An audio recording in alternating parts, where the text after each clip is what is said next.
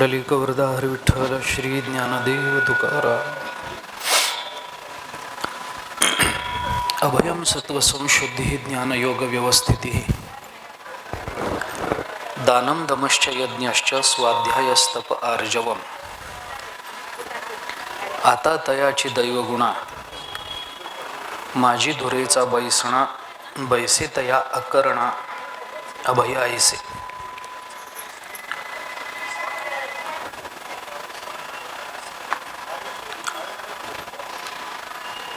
पूजनीय वैकुंठवासी दादांच्या स्मृती प्रित्यर्थ कालपासून सुरू झालेल्या या प्रवचनमालेच्या द्वितीय सत्राला आपण प्रारंभ करतो आहोत. दैवी गुणांमधल्या अभय या पहिल्याच गुणाच्या संबंधानं आपण थोडासा विचार करतो आहोत.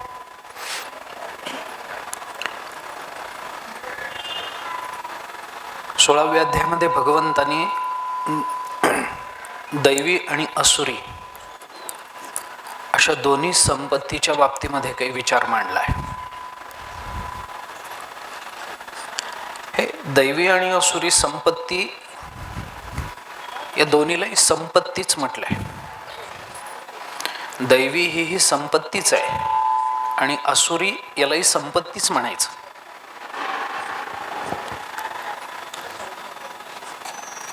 त्याच्या कारणाची मीमांसा आत्ता मी करत नाही.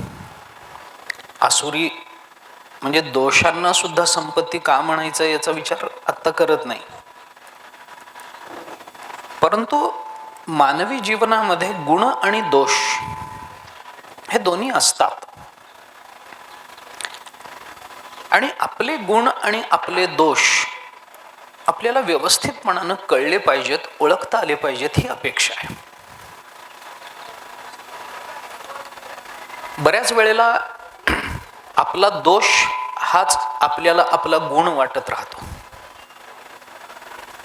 आणि बऱ्याच वेळेला आपला गुण हा आपल्याला दोष वाटतो. उदाहरण पुष्कळ.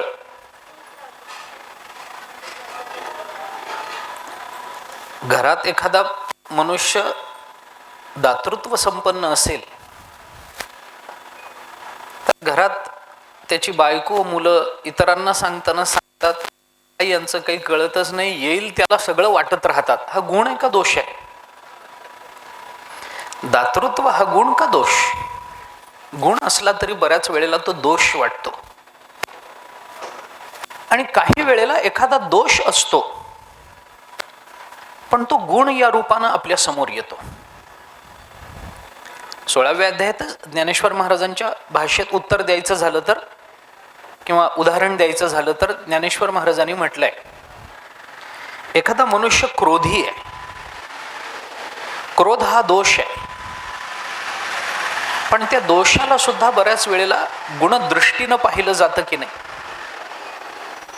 माणूस स्वतःच असं म्हणतो, एकतर मी रागावत नाही, रागावलो तो कुणाच्या बापाला ऐकत नाही. हे काही शहाणपणाचं लक्षण नाही पण त्या वेळेला तो गुण वाटतो की नाही, मी कुणालाही ऐकत नाही, मी रागावलो की मग कुणाचं काही खरं नसतं. हा दोष असून त्याला गुणदृष्टीनं पाहिलं जातं. ज्ञानेश्वर महाराजांनी म्हटलं, एवं कामक्रोधाहुनी अधिक पुरुषार्थ नाही.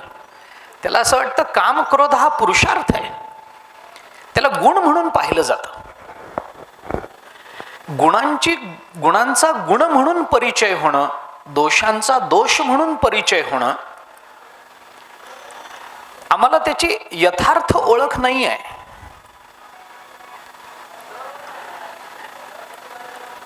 आपण साधा तर्कानं विचार करा. 16व्या अध्यायामध्ये भगवंतांनी अर्जुनाला या 26 गुणांची, दैवी गुणांची संपत्ती सांगितली. याच्यापैकी काही गुण अर्जुनाकडे नव्हतेच का? अभयम सत्व संशुद्धी ज्ञान योग व्यवस्थिती. ज्ञान नसेल, दानम दमश्च यज्ञश्च, दम होताच ना. इंद्रियांचं दमन कसं करावं अर्जुनाला कळतच होतं.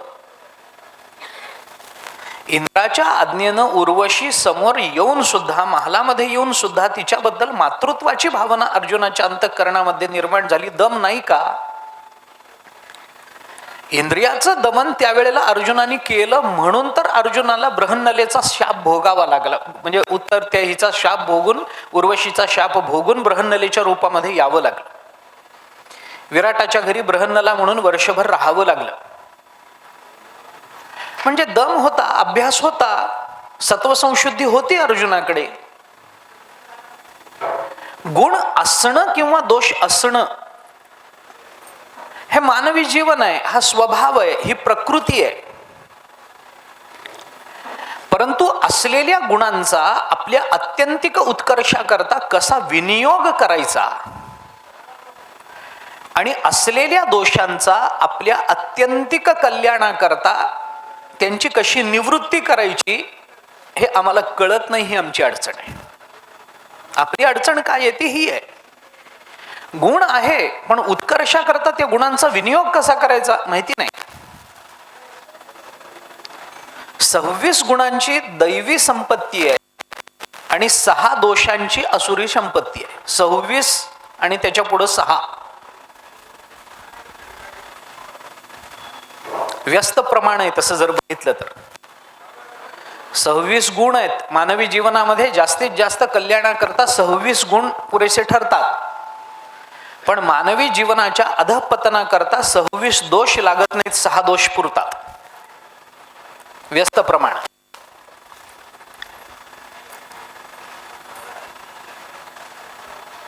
भगवंतांनी तर त्या 6चाही पुन्हा संकोच करून 3च सांगितले. त्रिविधम नरकस्येदम द्वारम नाशनमात्मनः कामः क्रोधः तथा लोभः तस्मात् एतत्त्रयं त्यजेत. 16व्या अध्यायामध्ये त्या 6चाही संकोच करून पुन्हा 3च सांगितलेत.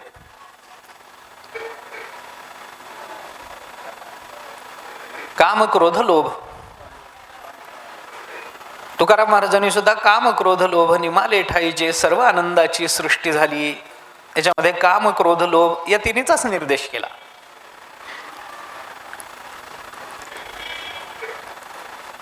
सहा आणि 26 असं व्यस्त विपर्यस्त प्रमाण भगवंतांनी का द्यावं?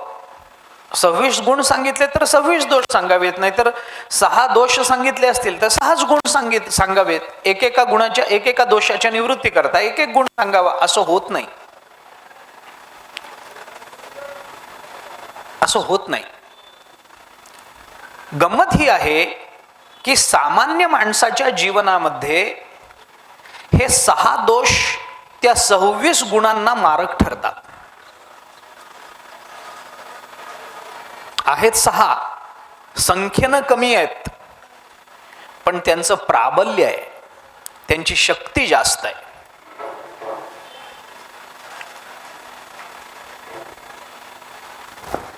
एक दोष निर्माण झाला, चांगले चांगले गुण लोप पावतात. अशी उदाहरणं आहेत आपल्याकडे.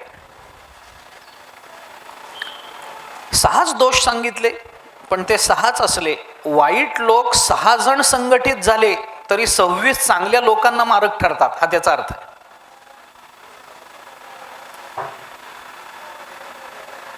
चांगल्याला चांगलं कार्य करू देत नाहीत. बुद्धीमध्ये भ्रम निर्माण करतात, अयथार्थता निर्माण करतात. त्याचा परिणाम काय होतो तो प्रश्न स्वतंत्र आहे. एक काम आला, एक क्रोध आला, बाकीचे येतातच. म्हणजे त्याच्या मागचा सिद्धांत सांगताना असा सांगितला गेलाय. आपण जर थोडंसं गीतेच्या आधीच्या अध्यायांमध्ये बघितलं, 2रा अध्यायामध्ये, तर आपल्याला पटकन ते लक्षात येईल.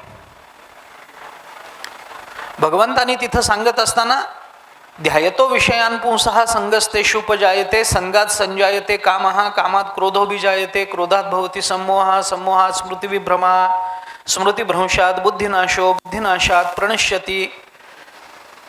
अशी जी अधःपतनाची परंपरा सांगितली त्याची सुरुवात कुठून झाली? ध्यायतो विषयान पुंसः. माणूस विषयाचं ध्यान करतो, भोगतो नाही म्हटलं. विषयाच्या ध्यानाचा परिणाम इथून सुरुवात झाली. म्हणून त्याच्या मागचा सिद्धांत थोडासा असा आहे, की माणसाच्या जीवनामध्ये गुणदोषांचा विचार करत असताना एक दोष आला की बाकीचे दोष आपोआप त्याच्या मागोमाग येतात.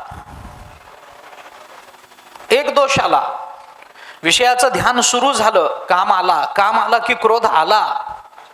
ज्ञानेश्वर महाराजांनी म्हटलं आला नाही, तो त्याच्या आधीच येऊन तिथं थांबला.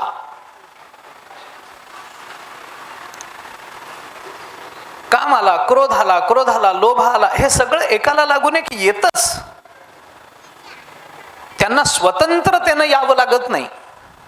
मानवी जीवनामध्ये दोषांचं जे आगमन होतं किंवा दोष जे मानवी जीवनामध्ये निर्माण होतात, ती निर्मिती ही अचानक एखाद्या दोषाची निर्मिती झाली असं होत नाही. तो दोष निर्माण होण्याकरता, त्या दोषाच्या निर्मितीकरता आधी कुठला तरी दोष उपस्थित असावा लागतो. आणि पहिला दोष येण्याकरता मग त्याच्या मागची कारण परंपरा वेगळी आहे. प्रारब्ध असावं लागतं, अज्ञान असावं लागतं, पाप असावं लागतं, काय जे असेल ते असेल. काम आला की क्रोध आला की लोभ आला, एका पाठोपाठ हातात हात घालून येतात.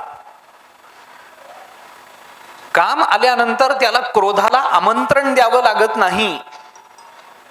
कामाला याची नक्की खात्री आहे की आपल्या बरोबर आपल्या पाठीला पाठ लावून मागून क्रोध येतोच आहे. त्याला स्वतंत्र बोलवावं लागत नाही. एक दोष आला तर बाकीचे दोष हातात हात घालून येतात. पण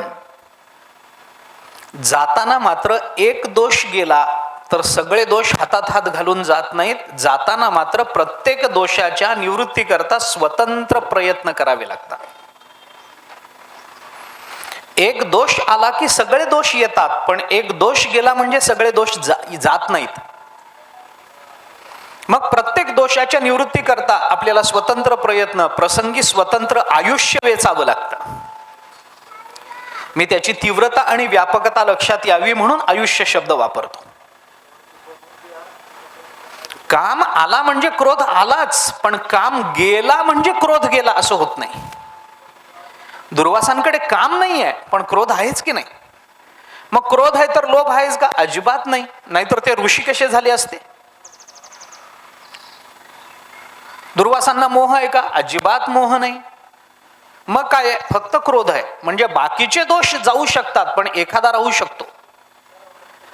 एक दोष गेला म्हणजे सगळे जात नाहीत. एक दोष आला म्हणजे सगळे दोष येतात, पण एक दोष गेला म्हणजे सगळे जात नाहीत. प्रत्येक दोषाच्या निवृत्तीकरता स्वतंत्र प्रयत्न करावे लागतात. स्वतंत्र झटावं लागतं. स्वतंत्र उपाययोजना करावी लागते. काही जणांकडे काम आहे, क्रोध नाही आहे. म्हणजे क्रोध त्यांनी घालवलाय पण त्याला काम नाही घालवता आला. काही जणांना काम घालवता आला, क्रोध नाही घालवता आला. काही जणांना काम क्रोध घालवता आले, लोभ नाही घालवता आला. अशी कितीतरी उदाहरणं आपल्याला पाहता येतील. प्रत्येक एका करता उदाहरण देऊन मला वेळ घ्यायचा नाही. मला मांडायचंय काय आपण कृपा करून लक्षात घ्या. दोषांची निवृत्ती करताना स्वतंत्र करावी लागते, पण दोषांची प्राप्ती मात्र करताना स्वतंत्र करावी लागत नाही. एका दोषाच्या प्राप्तीमध्ये सर्व दोषांची प्राप्ती होऊन जाते. आणि गुणांच्या बाबतीत विचार करताना अगदी उलट आहे. गुण येताना कधीही हातात हात घालून येत नाहीत. गुण मिळवताना प्रत्येक गुणाच्या प्राप्तीकरता स्वतंत्र प्रयत्न करावे लागतात. पण जाताना मात्र एक गुण गेला की बाकी सगळे गुण त्याच्या हातात हात घालून जातात. एक गुण आला म्हणजे सगळे गुण येत नाहीत, पण एक गुण गेला तर सगळे गुण जातात.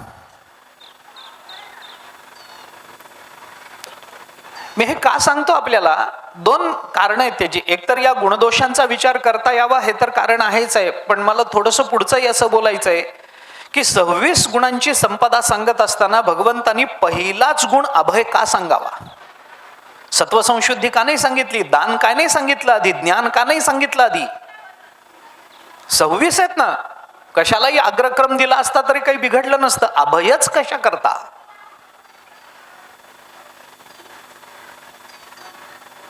म्हणून हा सगळा विस्तार करतो. एक गुण गेला, बाकी सगळं निघून जातं, बरोबरीनं निघून जातं. दातृत्व नावाचा गुण निघून गेला, निर्भयत्व त्याच्या हातात हात घालून जातं. पण दातृत्व मिळवल्यानंतर निर्भयत्व हे त्याच्या हातात हात घालून येत नाही. अभयत्व मिळवण्याकरता स्वतंत्र प्रयत्न आहेत आणि दातृत्व मिळवण्याकरता स्वतंत्र प्रयत्न आहेत. एखाद्या माणसाने दान करायचं नाही असं ठरवलं, दातृत्व गेलं त्याचं असं आपण म्हणू. दातृत्व गेलं की त्याच्या अंतःकरणामध्ये भय निर्माण होतच. मी दान केलं नाही, आता मला पाप लागेल, पाप लागलं की मी नरकात पडेन, झाली भीती सुरू. दातृत्व गेलं की अभयत्व गेलं ना त्याच्या हातात हात घालून. दातृत्व गेलं, कशाने गेलं? ममत्वाने गेलं, दोषाने गेलं, मान्य आहे. पण ते ममत्व आलं की सत्वसंशुद्धी गेली ना. ममत्व आलं, अभ्यास गेला ना, दम गेला ना, यज्ञ गेला ना. दातृत्व गेलं की काय यज्ञ करणार? देण्याचा विचार जोपर्यंत अंतःकरणामध्ये नाही तोपर्यंत यज्ञ होऊच शकत नाही. यज धातू आपल्याला काय सांगतो आणि त्याचं अर्थवैविध्य आपण कसं बघायचं हा कदाचित वेगळा मुद्दा असेल. पण दान आहेच आहे, यज्ञ आहेच आहे. यज्ञ म्हणजे प्रत्येक वेळेला ते कुंड तयार करायचं, ते विशिष्ट आकाराचं असायचं, त्याच्या भोवती सगळ्यांनी बसायचं, स्वाहा म्हणल्यानंतर त्याच्यामध्ये हवीर द्रव्य टाकायचं वगैरे वगैरे. याच पद्धतीनं यज्ञ असावा असं नाही. गीतेचा 4था अध्याय वाचा आपण, त्याच्यामध्ये वेगवेगळे यज्ञ सांगितले. द्रव्ययज्ञ सांगितला, दान यज्ञ, ज्ञान यज्ञ सांगितला, वेगवेगळे यज्ञ सांगितले. काय यज्ञ म्हणजे? यज्ञाच्या मुळाशी मुळात दातृत्वाचाच संबंध आहे. मला बाकी यज धातू काय सांगतो आणि त्याचा अर्थ काय होतो तिकडे जायचंच नाही. मला सोपी व्याख्या करायची यज्ञाची. माझ्या दृष्टीने मी थोडी सोपी व्याख्या करून ठेवली. मला असं वाटतं यज्ञ म्हणजे दुसरं तिसरं काही नसतं, ज्याचं त्याला देऊन टाकणे याचं नाव यज्ञ आहे. ते ज्याचं आहे त्याचं त्याला देऊन टाका. यज्ञामध्ये काय होतं? आपण जो यज्ञ पाहतो, धार्मिक क्रिया म्हणून नेहमी त्याच्याकडे पाहतो, ते काय आहे? सूर्याय स्वाहा सूर्याय इदं न मम, इंद्राय स्वाहा इंद्राय इदं न मम, वरुणाय स्वाहा वरुणाय इदं न मम. म्हणजे काय? हे सूर्याचं आहे, मी सूर्याला देऊन टाकतो, हे माझं नाही. म्हणजे काय झालं? ते सूर्याचं होतं, मी सूर्याचं सूर्याला देऊन टाकलं. ज्याचं त्याला देऊन टाकलं की त्यालाच यज्ञ म्हणतात.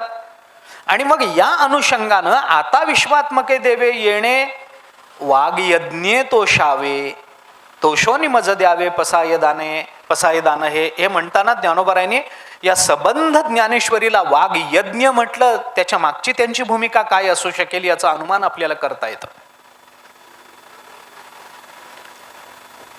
यज्ञाचा विचार मी हे कशा करता सांगतो? यज्ञ म्हणजे त्याच्या एकदा दातृत्व गेलं की दानम दमश्च यज्ञश्च गेला ना. यज्ञ स्वाध्याय गेला ना, तप गेलं ना. ममत्व असल्यावर तप कसं करता येईल? सांसारिक पदार्थांविषयीचं ममत्व माणसाला कुठे तप करू देतं? नाही करू देत. ते पंचदशीमध्ये वर्तमान प्रतिबंध, भावी प्रतिबंध, भूत प्रतिबंध असे काही प्रतिबंध आले ज्ञानाचे. त्याच्यामध्ये ते भूत प्रतिबंधाकरता उदाहरण दिलंय. सगळं सांगायचं नाहीये, तो विषय नाहीये माझा, पण एक गंमत म्हणून सांगतो. आपल्याला थोडासा बदलून दृष्टांत देतो, वाढवून देतो. एका माणसाच्या घरामध्ये एक म्हैस होती, चांगलं दूध देणारी होती. त्याला त्या म्हशीबद्दल प्रेम वाटायचं. कालांतराने कोणी गुरुगिरी केले, त्याने सांगितलं तप कर. तो म्हणाला ठीक आहे, तुमची आज्ञा. म्हणून एका झाड बघितलं, निर्जन वनामध्ये जाऊन एका झाडाखाली बसला, डोळे बंद केले आणि डोळ्याला पहिलं काही दिसलं असेल तर म्हैस. कसं होईल तप? म्हशीबद्दलचं ममत्व त्याला तपाकडे प्रवृत्त नाही होऊ देणार. गंमत म्हणून मी सांगितलं आपल्याला. मी कशा करता सांगतो की एक गुण गेला की जाताना सगळ्या गुणांना घेऊन जातो, पण एक गुण आला की सगळ्या गुणांना बरोबर घेऊन येत नाही. एक दोष आला की तो सगळ्या दोषांना बरोबर घेऊन येतो, पण एक दोष गेला की सगळ्या दोषांना बरोबर घेऊन जात नाही. प्रत्येक गुणाच्या प्राप्तीकरता स्वतंत्र प्रयत्न करावे लागतात आणि प्रत्येक दोषाच्या निवृत्तीकरता स्वतंत्र प्रयत्न करावे लागतात. दैवी आणि आसुरी संपत्ती सांगण्याच्या मागे भगवंताचा भाव काय आहे हे आपण पहा.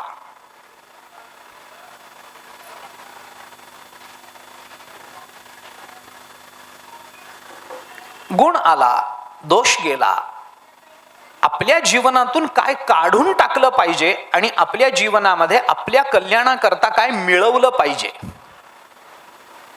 याचा विचार महत्वाचा आहे. आपल्या जीवनाच्या आत्यंतिक कल्याणाकरता जे जे आवश्यक असतं ते सगळंच आपल्याकडे उपलब्ध नसतं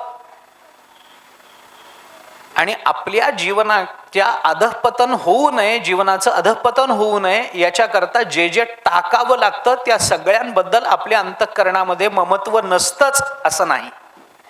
वाक्य माझं मोठं आहे पण आपण लक्षात घ्या. आपल्याला जे मिळवायचंय ते मागे मी एकदा हे बोललो होतो, पुन्हा बोलतो. भावार्थ रामायणामध्ये शांतीब्रह्म एकनाथ महाराजांनी रामचंद्र प्रभूच्या महालाचं वर्णन केलंय. मागे बोललो होतो मी. तो महाल कसा होता, काय होता, ते त्याच्या मागची कथा वेगळी आहे. की ते कैकेयीने सांगितलं की म्हणजे दशरथांनी सांगितलं कैकेयीने वर मागितल्यानंतर मी त्याला सांगू शकत नाही तू वनवासात जा म्हणून. कैकेयी म्हणाली मी सांगते, त्याला बोलवा. ते सुमंताला जेव्हा सांगितलं की जाऊन त्याला बोलवून आण रामाला, असं जेव्हा सांगितलं कैकेयीने, त्यावेळेला सुमंत गेले आणि रामचंद्र प्रभूंच्या महालामध्ये जाताना तिथल्या ज्या रस्त्याचं जे वर्णन त्यांनी केलंय आणि त्या महालाच्या बाहेरच्या वातावरणाचं जे वर्णन नाथ महाराजांनी केलंय ते आपण मूळ भावार्थ रामायणामध्ये पहा. त्याच्यामध्ये त्यांनी असं म्हटलंय की रामचंद्र प्रभूंचं दर्शन व्हावं याच्याकरता सुमंतांना एकदम प्रवेश नाही करता आला रामचंद्र प्रभूंच्या महालामध्ये, सुमंत असूनही.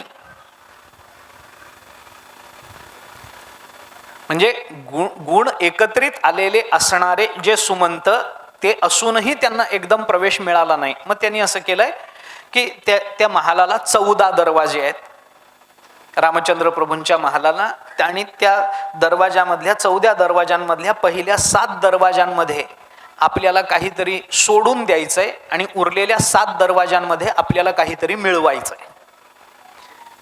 मग कुठं रामाचं दर्शन, रामरायाचं दर्शन सांगितलंय.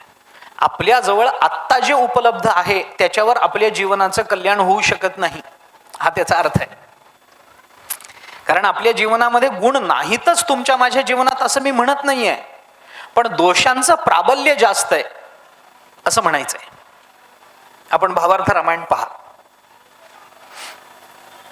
गमतीचं वर्णन त्यांनी केलंय. ते पहिल्या 7 दरवाजामध्ये काय काय सोडायचं आणि त्याचे अर्थ काय काय आहे याचा विचार केला. रथ सांडोनी पहिले द्वारी, छत्र चामर दुसरे द्वारी, पादत्राणादी सामुग्री तिसरे द्वारी पैर आहे, चौथे द्वारी सांडिता अर्थ, पाचवे द्वारी निशेष स्वार्थ, 6वे द्वारी समस्त साधने स्वये राहती, सांडोनी मितूपणाचा सांगात मग रिघावे 7वे द्वारात.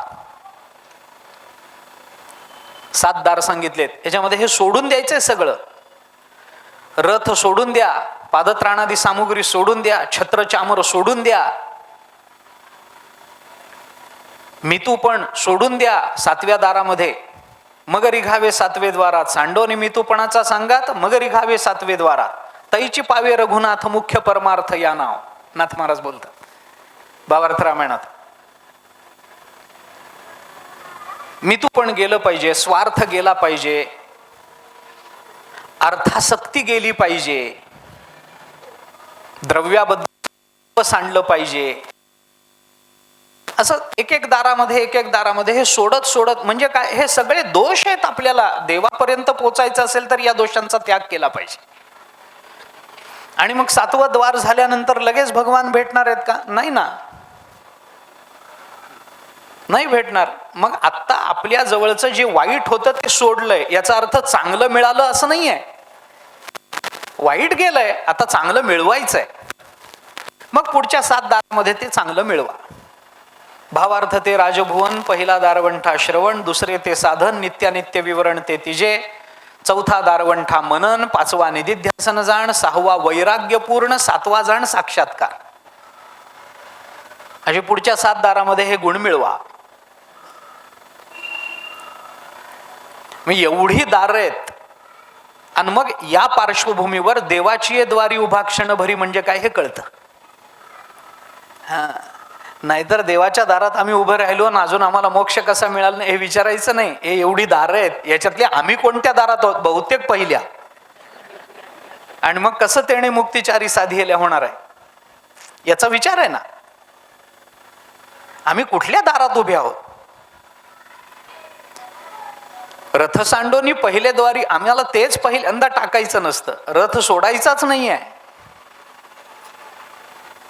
मी हे कशा करता सांगतो आपल्याला, की आपल्या जीवनाच्या कल्याणाकरता संतांनी सांगितलेला विचार हा आहे की आपल्या जीवनाच्या कल्याणाकरता आपल्याकडे जे आत्ता उपलब्ध आहे तेवढं पुरेसं नाही आहे, किंबहुना ते प्रतिबंध करणारं आहे. याच्याकरता आमच्या कल्याणाला प्रतिबंध करणाऱ्या गोष्टींचा विचार आम्हाला कळाला पाहिजे. आम्हाला पुढे नेणारे कोणते गुण आमच्यामध्ये आहेत आणि त्या गुणांचा कसा विनियोग करून आपल्याला पारमार्थिक प्रवास केला पाहिजे हे आम्हाला कळालं पाहिजे. आणि म्हणून भगवंतानी पहिल्यांदा हे सांगितलं आपल्याला. हे 26 गुण अर्जुना असेत, हे 6 दोष असेत. अर्जुन विचारतोच आहे. दैवी गुण सांगून झाल्यानंतर, संपत्ती सांगून झाल्यानंतर अर्जुनाने विचारलंच आहे, देवा हे आसुरी संपत्ती मला सांगता कशाला? मला काय मिळवायची आहे? मिळवायची नाही आहे, पण टाकायची आहे. याच्याकरता ऐकलं पाहिजे. मी थोडं पुढे जाऊन बोलतो, कदाचित कुणाला पटेल न पटेल मला माहिती नाही, पण थोडासा बारकाईने विचार केला तर पटायला काही प्रत्यवाय नसावा असं वाटतं, अडचण येऊ नये असं वाटतं. काय असतं, एक वेळ आपल्याला काय मिळवायचंय हे थोडंसं उशिरा कळलं तरी चालतं, पण आपल्याला काय टाकायचंय हे लवकर कळलं पाहिजे. मिळवायचं काय ते थोडंसं उशिरा कळलं चालेल. एखादा गुण थोडासा उशिरा मिळवला चालेल, पण एखादा दोष उशिरा टाकला चालत नाही. दोषांची निवृत्ती आधी करता आली पाहिजे आणि मग गुणांची प्राप्ती होतेच.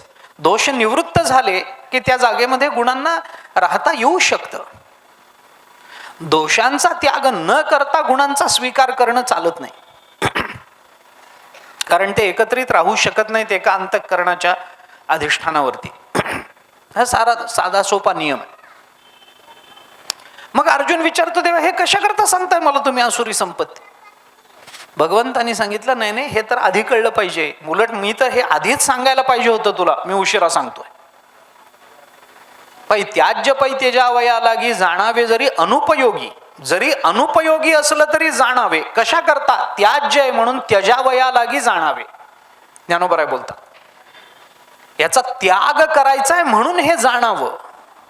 जे टाकायचंय ते लवकर कळलं पाहिजे, जे स्वीकारायचंय ते थोडंसं उशिरा कळलं तरी चालू शकेल.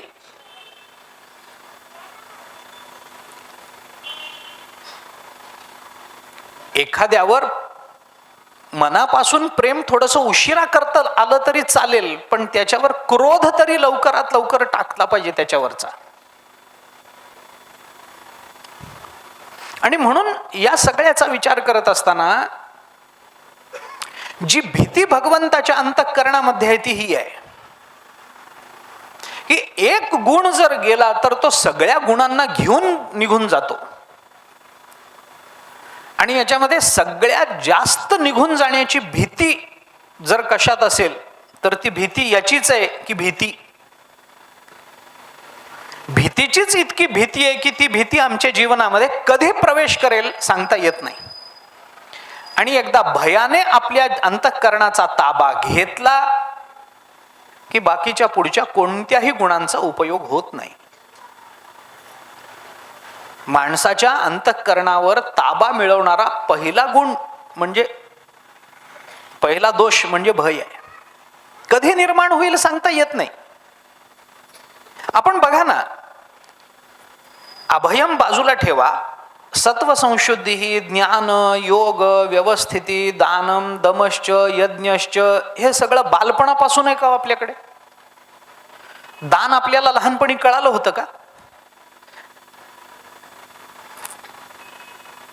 आपल्याला ह्याच्यातलं काय आधीपासून कळालं होतं? सत्वसंशुद्धी लहानपणी कळाली होती का? अंतःकरणाची शुद्धी कळलं होतं का आधी लहानपणी? नाही कळलं. ह्याच्यातला एकही गुण बालपणापासून नाही, पण भय हा दोष मात्र बालपणापासून आहे. तो पहिला आहे. जन्माला येताना बालक भय नावाचा मनोविकार घेऊन जन्माला येत नाही, हे लक्षात ठेवा. लहान मूल भय घेऊन जन्माला येत नाही. म्हणून लाल भडक निखारा दिसला तरी ते एखादं खेळणं असावं म्हणून अगदी निर्धास्त होऊन त्या लाल निखाऱ्याकडे जातं. आणि मग त्याला आई किंवा वडील किंवा घरातलं मोठं कोणीतरी सांगतं ते हाय त्याला हात लावू नये, निर्माण झालं भय. भयाची निर्मिती झाली. आता हे हा आहे, ह्याच्याने चटका बसतो, याच्याने आपल्याला त्रास होतो, हा अनुभव किंवा हे शब्द प्रमाण घेऊन जेव्हा ते बालक मोठं व्हायला लागतं, पुढं जाऊन त्याला हे भीतीदायक आहे हे कळतं, पण ती भीती निवृत्त नाही करता येत. कारण बालपणापासून त्यांनी इतका मजबूत पाया आपल्या अंतःकरणामध्ये त्याचे पाय रोवले गेलेत. आणि म्हणून भगवंतांनी पहिल्यांदा हे सांगितलंय, परमार्थात प्रवेश करायचा आहे ना, पहिल्यांदा निर्भय व्हा. बाकी काही विचार करूच नका, पहिल्यांदा निर्भय व्हा. पंढरपूरला येण्याच्या पूर्वीच लोक गावातच विचारतात, पंढरपूरला आल्यावर राहायला जागा मिळेल का? तिथं जाऊन बघ ना, इथूनच भय कशा करता? जागा मिळेल का हो तिथे आम्हाला? तिथे जेवण मिळेल का आम्हाला? तिथे हे होईल का? पुष्कळ आम्ही बघितले. आळंदीहून माऊलीच्या सोहळ्यात जायचं म्हटलं की माणसं हेच विचारतात, राहायची व्यवस्था काय असते? तुला चालायचंय का राहायचंय? हा, हे विचारावं. भजन होईल का हो? काय प्रतिबंध तरी येणार नाही ना हो? पण माणसं हे विचारत नाहीत. तंबूत झोपावं लागतं का? पाऊस पडला तर ते बघू ना आपण, तिथं काहीतरी होईल व्यवस्था. आधीच भय अंतःकरणात आहे. हे जोपर्यंत आम्ही सोडत नाही तोपर्यंत पंढरपूरच्या दिशेनं पहिलं पाऊल पडत नाही. हे मी उदाहरण म्हणून जसं सांगतोय तसं अंतःकरणातलं परमार्थाबद्दलचं भय, कारण आता याची व्यापकता खूप आहे या विषयाची. सगळंच विचार मला आता करणं शक्यही नाही. म्हणून ज्ञानेश्वर महाराजांनी त्याला आता तयाची दैवगुणा माझी धुरेचा बैसणा, दैवगुणा माझी धुरेचा असं म्हणून अभयाकडे बघितलंय. सगळ्या दैवी गुणांमध्ये हा महत्वाचा आहे, धुरेचा म्हणजे प्रमुख आहे. बैसे तया करणा अभय ऐसे, सगळ्यात महत्वाचा हा आहे. काय आहे भय? आपण काल बोलून आलोय.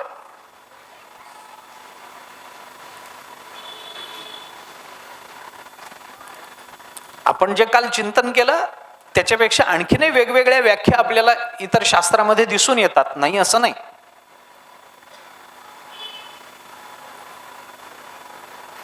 आपल्या नजीकच्या काळामध्ये आपल्या प्रतिकूलतेची कल्पना आपल्या अंतःकरणामध्ये भय निर्माण करते असं मानसशास्त्रज्ञांनी म्हटलंय. भय म्हणजे काय आहे? नजीकच्या काळामध्ये एखाद्या माणसाला जर म्हटलं की तुला वयाच्या 80व्या वर्षी काहीतरी त्रास होईल, तो म्हणतो बघू आत्तापासून काय त्याचं, मी आत्ता 25 वर्षाचा आहे, 80व्या वर्षी सांगताय, सांगू नका. त्याला जर म्हणलं की तुझे 25 संपले की तुला त्रास होणार आहे, मग तो घाबरतो. आपल्या नजीकच्या काळामध्ये आपल्या प्रतिकूलतेची जी कल्पना त्याच्या अंतःकरणामध्ये निर्माण होते, ती कल्पनाच त्याच्या अंतःकरणामध्ये भय निर्माण करते. भय वस्तू निर्माण करत नाही, वस्तूबद्दलची आपली कल्पना भय निर्माण करते. वस्तू कधी भय निर्माण करत नाही. मी आपल्याला अशी कितीतरी उदाहरणं सांगेन. काल आपण बोललो ना, अंधारातून जाताना एखादा मनुष्य समोरून आला, त्या माणसाने भय नाही निर्माण केलं, त्या माणसाबद्दल हे भूत आहे की काय अशी कल्पना भय निर्माण करते. माणसाने भय नाही निर्माण केलं. भयाची निर्मिती ही कल्पनेतून आहे, आणि जे कल्पनेतून निर्माण होतं ते जास्त त्रासदायक असतं. आता त्याचा संदर्भ लावताना कल्पनेची बाधा न हो कोणे काळी ही संत मंडळी सुखी असो, तिकडं लावलं तरी माझं काही म्हणणं नाही. आत्ता बोलत नाही पण त्याबद्दल, कारण जीव निर्माण, नाथ महाराजांनी हरिपाठामध्ये काय म्हणलंय, अविद्या कल्पना येणे झाला जीव मायोपाधी शिव भोगी जेतो. म्हटलंय ना, अविद्या आणि कल्पना याच्यातून जीवाची निर्मिती आहे. येणे झाला जीव, आणि माया नावाची उपाधी घेऊन शिव भोगे, ते पुढचं, त्याचा आता विषय नाही. माया नावाची उपाधी जीवालाही आहे, माया नावाची उपाधी भगवंतांनी स्वीकारली. ईश्वराला माया नावाची उपाधी आहेच आहे, त्याच्याशिवाय तो ईश्वर होणार नाही. माया नावाची उपाधी न स्वीकारणारं तत्व ब्रह्म होईल, ईश्वर नाही होणार. ईश्वर झाला म्हणजे ईशनशीलता आली, म्हणजे माया नावाची उपाधी लागली त्याला. ईशितुम शीलम यस्य, असे ईश्वर शब्दाची व्युत्पत्ती सांगतात ना. नियमन करणं हे ज्याचं शील आहे त्याला ईश्वर म्हणतात, आणि नियमन करायचं म्हटलं की मायेचा आधार घ्यावा लागतो. एकटं परब्रह्म नियमन करत नाही, कारण त्याला नियमन करायचं कोणाचं, स्वभिन्न काही नाहीच आहे परब्रह्माला. माया नावाची उपाधी ईश्वरालाही आहे, आणि माया नावाची उपाधी जीवालाही लागली आहे. पण फरक एवढाच आहे, पंचदशीने फरक सांगितलाय, दोघांनाही, जीव आणि ईश्वर या दोघांनाही माया नावाची उपाधी आहे. उपनिषदांनी त्याच अर्थानं चिंतन केलंय. जाऊ दे, आता तो विषय नाही आहे. पण दोघांमधला फरक इतकाच आहे की दोघांनाही माया नावाची उपाधी आहे, पण ही उपाधी ज्याच्या अधीन आहे तो ईश्वर आहे, आणि या उपाधीच्या अधीन जो आहे तो जीव आहे. एवढाच फरक आहे. उपाधीच्या अधीन गेला की तो जीव झाला, आणि ज्याच्या अधीन उपाधी राहिली तो ईश्वर झाला. असं कशावरून निघालं हे सगळं प्रकरण? आपण विचार काय करत होतो? भय ही एक कल्पना आहे. कल्पनेतूनच भयाची निर्मिती आहे. वस्तूच्या दर्शनाने भय निर्माण होत नाही. वस्तूबद्दलची कल्पना. 11व्या अध्यायामध्ये अर्जुन घाबरला. काय म्हणून घाबरला? एरवी भगवंताच्या इतक्या निकट असणारा अर्जुन 10 अध्यायापर्यंत भगवंताला नाही ते प्रश्न विचारत होता. 3ऱ्या अध्यायाच्या सुरुवातीला तर त्याने देवाची लाज काढली आहे. इतका प्रेमात असणारा अर्जुन 11व्या अध्यायामध्ये एकदम घाबरतो म्हणजे काय? का घाबरतो? भगवंताचं ते जे 11व्या अध्यायातलं असं आहे. भगवद्गीतेचा विचार केला तर 17 अध्यायामध्ये श्राव्य दर्शन आहे, आणि 11व्या अध्यायामध्ये दृक दर्शन आहे. हा फरक आहे. आता ते आपल्याला आता ते दृकश्राव्य म्हणजे कळायचं नाही. म्हणजे थोडं आपल्या भाषेत सांगतो, लेक्चर डेमॉन्स्ट्रेशन हे कळतं, पण दृकश्राव्य कळायचं नाही.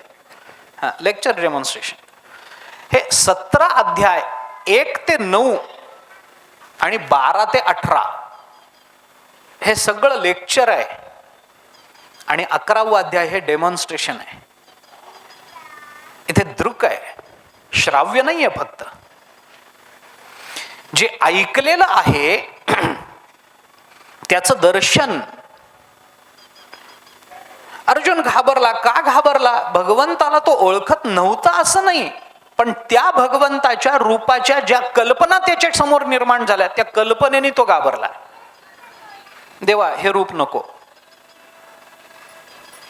तो आपला माणसाच्या रूपामध्ये मला दिस. भगवान म्हणाले, अर्जुना, अरे हे रूप मी कुणालाही दाखवत नाही, अतिशय महत्वाचं रूप आहे. सुदुर्दर्शमिदम रूपम दृष्टवान सियन मम देवाप्यस्य रूपस्य नित्यम दर्शन कांक्षिणः. हे रूप, या रूपाची देवतांना आकांक्षा आहे, पण मी दाखवत नाही. तुला दाखवतोय तर बघ. नको नको नको, हे नाही, आपलं माणसाच्या रूपामध्ये दिस. कारण का?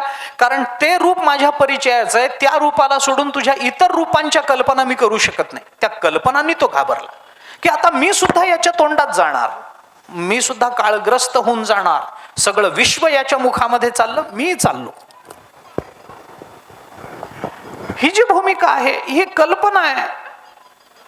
म्हणून मी आपल्याला म्हटलं की वस्तू भय निर्माण करत नाही, त्या वस्तूबद्दलची आपली कल्पना आपल्या अंतःकरणामध्ये भय निर्माण करते. आणि या कल्पना बालपणापासून सुरू होतात. भय माणसाला पहिल्यापासून आहे. कालही आपण बोललो, मूल जेवत नसेल, आई म्हणते बाहेर बागुल बुवाया, त्याला देऊन टाकेन.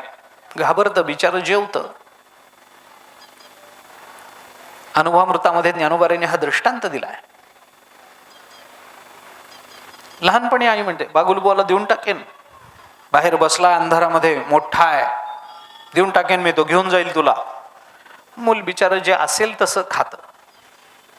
हेच मूल मोठं होतं, 25-30 वर्षाचं होतं. एखाद दिवशी काहीतरी कारणानं रागावून जेवत नाही. आता आईने म्हणावं बाहेर बागुल बुवा बसला, देऊन टाकेन मी त्याला. 30 वर्षाचा मुलगा ऐकेल? त्याला ते खरं वाटेल? लहानपणी ज्याला तो घाबरत होता त्याला 30 वर्षानंतर का नाही घाबरत आहे? हेच कारण आहे, कारण त्याची ती कल्पना संपून गेली. वस्तू त्याही वेळेला नव्हती, आत्ताही नाही आहे, पण बालपणामध्ये वस्तू नव्हती पण वस्तूची कल्पना होती म्हणून भय होतं. आत्ताही वस्तू नाही आणि वस्तूची कल्पनाही नाही म्हणून भय नाही. जसं बागुलबुवा नावाची काही वस्तू नसते, अशी कोणी व्यक्ती नसते, या ज्ञानानं त्याची कल्पना निवृत्त झाली आणि त्याचं भय गेलं, तसं परब्रह्म स्वरूपाच्या यथार्थ ज्ञानानं माणसाच्या अंतःकरणामध्ये निर्भयत्व निर्माण होतं. उपनिषदांनी चिंतन केलंय, यतो वाचो निवर्तन्ते अप्राप्य मनसासह. आपण विचार करा, त्या तैत्तिरीय उपनिषदामध्ये त्या परब्रह्माचं चिंतन चालू असताना, त्या ब्रह्मानंद वल्लीमध्ये आलंय तैत्तिरीय उपनिषदात, परब्रह्माचं चिंतन चालू असताना त्या परब्रह्माचं वर्णन कसं करावं करता येत नाही. मग यतो वाचो निवर्तन्ते, वाचा सुद्धा तिथपर्यंत जाऊन माघारी परत येते. अप्राप्य मनसासह, मन सुद्धा तिथून माघारी येतं. मन वाचातीत तुझे हे स्वरूप म्हणून या भक्ती केले. तुकोबाराय बोलतात की नाही, मनाला वाचेला कळत नाही. यतो वाचो निवर्तन्ते अप्राप्य मनसासह म्हणणं काय, आणि मन वाचातीत तुझे हे रूप स्वरूप म्हणून या माप भक्ती केले म्हणणं काय? अर्थ एकच, फक्त ते संस्कृतात आहे, हे आपल्या मराठीत आहे, एवढाच फरक आहे. पण त्या परब्रह्माला मन आणि वाचा ओळखू शकत नाही, म्हणजे शब्दानं त्याचं वर्णन होऊ शकत नाही आणि त्याच्या सूक्ष्मतेची जाणीव मनालाही होऊ शकत नाही. हे सांगण्यात तात्पर्य नाही आहे, तात्पर्य पुढे आहे. पुढं उपनिषद म्हणतं आनंदम ब्रह्मणो विद्वान न बिभेती कुतश्चन. माझा मुद्दा इथे आहे. अशा आनंद स्वरूप असणाऱ्या परब्रह्माला जो जाणतो, विद्वान जो त्याला जाणतो, विद धातू जाणणे या अर्थाने आहे आणि विद्वान म्हणजे जाणणारा असा अर्थ होतो. जो जाणतो तो. आपण जसं भाग्यवान म्हणतो तसं विद्वान असा शब्द आहे. जाणण्याची योग्यता ज्याच्या ठिकाणी निर्माण झाली, जो जाणू शकतो, जाणणारा आहे असा विद्वान. मग न बिभेती कुतश्चन, तो जगतामध्ये कशालाही घाबरत नाही. का घाबरत नाही? कारण परब्रह्माच्या यथार्थ ज्ञानानं त्याच्या कल्पनाच सगळ्या संपून गेल्या. कल्पना संपली म्हणजे जीवदशा संपली, आणि कल्पना म्हणजे जीवदशा. ही कल्पना संपली. म्हणून भगवंतांनी पहिला विचार सांगितला तो अभयत्वाचा सांगितला. कारण तिथून तोच एक असा नाजूक भाग आहे माणसाच्या जीवनामध्ये की परमार्थाचं पहिलं पाऊल हे निर्भयत्वाचंच असलं पाहिजे. न घाबरता गेलं पाहिजे, एवढंच आहे. भिवू नको. काय घाबरायचं? भय असतं हे मान्य आहे. ते महाभारतामध्ये ते अवृत्तिर्भयम अंत्यानाम, कुणाकुणाला कशा कशाचं भय असतं याचा विचार करताना महाभारताने 3 प्रकार त्याच्यामध्ये केले. एक उच्च वर्ग आहे, एक मध्यम वर्ग आहे आणि एक नीच वर्ग आहे. तर सगळ्यात खालच्या मनोवृत्तीचे जे लोक असतात ते कशाला घाबरतात, मध्यम लोक जे असतात ते कशाला घाबरतात आणि उच्च प्रतीचे जे लोक असतात ते कशाला घाबरतात, हे सांगताना महाभारताने असं म्हटलंय अवृत्तिर्भयम अंत्यानाम. जे नीच मनोवृत्तीचे अगदी विचाराचा जो अगदी शेवटचा वर्ग आहे, तळाचा वर्ग आहे, ते लोक कशाला घाबरतात? अवृत्तीर, उपासमारीला घाबरणारा एक वर्ग आहे. आपल्याला जेवायला मिळेल का नाही. तुकाराम महाराजांच्या भाषेत सांगायचं झालं तर नित्य उठून या खावयाची चिंता. बस. माणसं सकाळी उठल्याबरोबर पहिला प्रश्न हाच करतात अंथरुणामध्ये, नाश्त्याला काय, मग तोंड धुवायचं की नाही हे ठरवतं.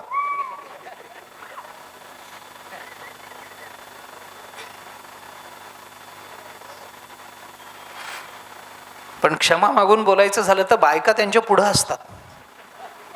कारण रात्रीचं जेवण झाल्यानंतर स्वयंपाकघर आवरतानाच ते सांगतात की उद्या काय करणार आहे. नित्य उठून या नाही, झोपण्याच्या पूर्वीच उद्याच्या खाण्याची चिंता आहे माणसाला. उठल्यानंतर तर चिंता वाटेल नवल काय. किती कमाल असेल. अजून हात धुतले नाहीत तर माणूस विचारतो उद्या काय करणार आहेस. अरे हे पचू तरी देत, पोटात गेलंय तर जाऊ तरी देत, नीट पोटामध्ये पचू तरी देत नाही.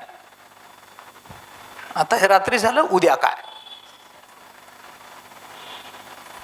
सकाळचं झालं, संध्याकाळी काय, मधल्या वेळेला काय. हे फार विचित्र प्रकार आहेत. याच्यावर प्रवचन होऊ शकतं.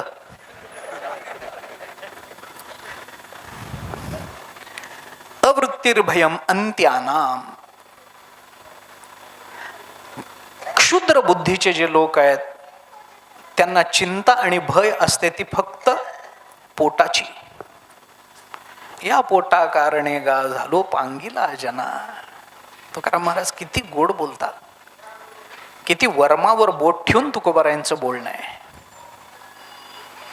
आपल्याच अनुभवाला तुकाराम महाराज इतक्या विलक्षण पद्धतीनं आपल्या समोर मांडतात की अनुभव आपलेच असले तरी प्रवृत्ती मात्र परमार्थाची होते. तुकाराम महाराजांच्या शब्दांची ही कमाल आहे.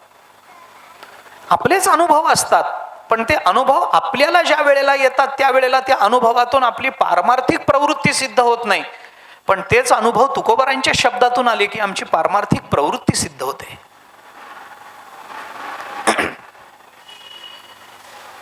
सगळं पोटासाठी चाललंय. कोण आहे ते? क्षुद्र बुद्धीचे लोक आहेत म्हणतं महाभारत. आहे काय पोटाची चिंता. ज्याने निर्माण केलंय तो देईलच ना. राहिलो उपाशी, प्रारब्ध प्रतिकूलता आहे, होईल काहीतरी मिळेल. पशुपक्ष्यांना मिळतं, माणसाची काय कथा आहे, मिळेलच नवल काय. आमचे गुरुजी एक कथा सांगत असत भागवतामध्ये. एक गोसावी होता, चांगला होता, साधक होता, तीव्र बुद्धीचा साधक होता. एके दिवशी एका घरासमोर भिक्षा मागायला म्हणून गेला. माई भिक्षा वाढा. घरामध्ये सासू होती, तिने सुनेला सांगितलं जाग गोसाव्याला भिक्षा घाल. ती सून हातामध्ये काही पीठ तांदूळ काही घेऊन आली. ती होती गर्भवती, पोट पुढं आलेलं. ते गोसाव्याला कल्पना नाही, बालपणीच जनसंपर्क तुटलेला, माहीत नाही. त्याने त्या स्त्रीला विचारलं, हे तुझं पोट एवढं का पुढं? त्यांनी सांगितलं त्या पोटामध्ये मूल आहे.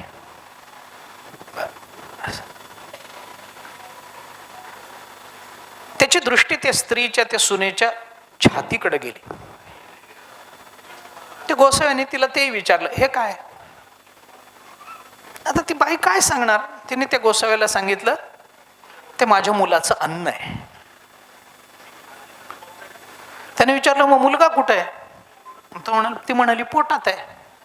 अजून बाहेर नाही आला? नाही आला. तो म्हणाला, तुझी भिक्षा नको आजपासून. ती घाबरली बिचारी. तिला भीती वाटली, म्हणजे काय आपण विरुद्ध बोललो, गोसावी रागावला म्हणजे भीती वाटते. बरं, तिला गोसावी रागावल्याची भीती वाटली नाही. तिला भीती वाटली, मी गोसाव्याला न वाढता परत पाठवलं तर सासू काय म्हणेल याची. गोसाव्याला कोण घाबरतो? सासूला घाबरलं पाहिजे. घाबरले ती, काय चूक झाली माझ्याकडून, असं का करता, भिक्षा घेऊन जाणार? नाही नाही, भिक्षा नको. ते म्हणाली, झालं काय? तो गोसावी म्हणाला, आई, तुझा मुलगा जन्माला येण्यापूर्वी जर देवाने त्याच्या अन्नाची व्यवस्था केली असेल तर मला उपाशी ठेवेल काय? आजपासून भिक्षा मागणं बंद. भगवान जे देईल ते देईल, नाही देईल तर नाही देईल. भय कशाचं? परंतु सामान्य क्षुद्र बुद्धीचा मनुष्य आपल्या जीवनामध्ये जे भय बाळगतो ते भय असतं ते आपल्या उदरनिर्वाहाचं, आपल्या वृत्तीचं. आपली उपासमार होईल काय? आपल्याला योग्य वेळेला खायला मिळेल का? आपल्या पोटामध्ये चांगलं जाईल ना? याचीच भीती आहे, याचीच चिंता आहे, याचाच दिवसभर विचार आहे.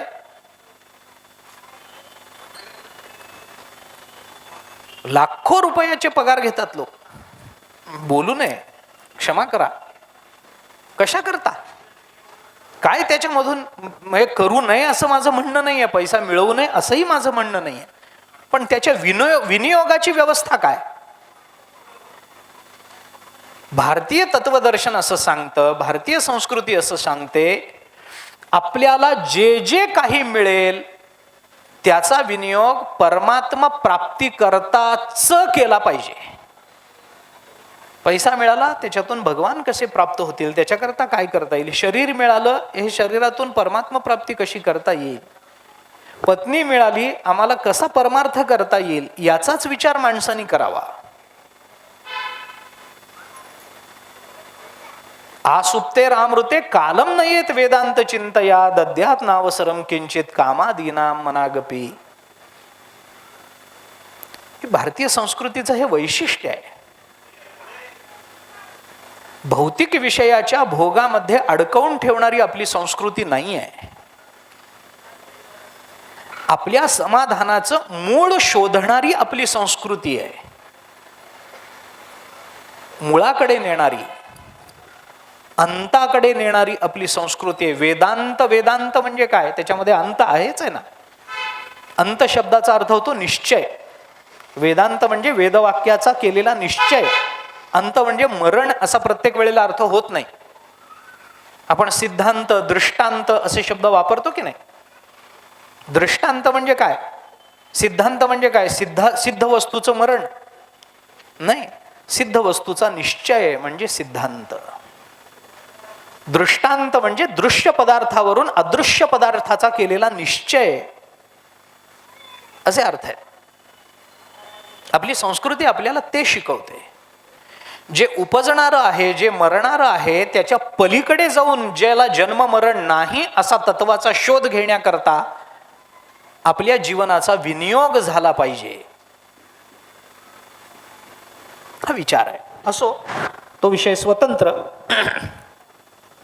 अवृत्तिर्भयम अंत्यानाम.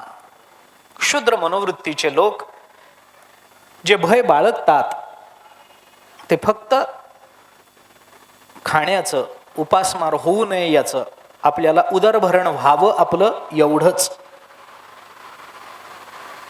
मध्यम पद्धतीचे जे लोक आहेत, म्हणजे ज्यांची बुद्धी थोडी बरी आहे पण फार चांगली आहे अशातला भाग नाही, त्यांना कशाचं भय आहे? मध्यानाम. कशाचं असेल हो? सामान्य माणसाला मरणात भयम. सामान्य माणसाला दुसरं, मध्यम प्रतीचा जो मनुष्य आहे त्याला फक्त मरणाचं भय आहे. काही नाही, असं केलं तर मरू, तसं झालं तर मरण येईल काय, असं केलं तर मला असंच होईल, तसं केलं तर मला तसंच होईल. हे काय आहे? शेवटी मी गंमत सांगू आपल्याला, आपण चप्पल का वापरतो सांगा तर. मी अगदी सामान्य बोलतो, आपण चप्पल का वापरतो? काही टोचू नये म्हणून. टोचल्याने काय होतं? टोचल्याने काय होतं? समजा गेलं पायामध्ये काही, काटा गेला, घुसला, काय होतं काय त्याच्याने? नाही, काटा घुसला, मला मधुमेह आहे, ते वाढलं, काही झालं आणि मी मेलो तर, याच्याकरता चप्पल घालणं चालू आहे. म्हणजे चप्पल घालण्याचं मुख्य कारण मरणाचं भय आहे. सांगितलं तर पटत नाही असं आहे. थंडी पडली, आपण उबदार कपडे घालतो, कशा करता? दुसरं कारणच नाही. सामान्य माणसाला, जो मध्यम प्रतीचा मनुष्य आहे, त्याला मरणाशिवाय दुसरं कशाचंही भय नाही. सगळ्यात मोठं भय माणसाच्या समोर जर कोणतं असेल तर ते मरणाचं भय आहे. त्याच्यावर वेगळा विस्तार करण्याचं कारण नाही आहे. आपण अजूनही त्याच्यातून बाहेर पडतोच आहोत, मरणाच्या भयातून. अरे शेजारी कोणी शिंकला तर त्याचं शिंकणं आपल्या मरणाच्या भीतीचं कारण हो.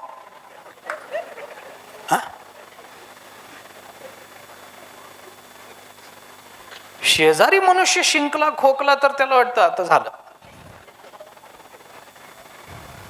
संपलं. मोकळेपणाने खोकायचे दिवस राहिले नाहीत. मोकळेपणाने शिंकण्याचे दिवस राहिले नाहीत.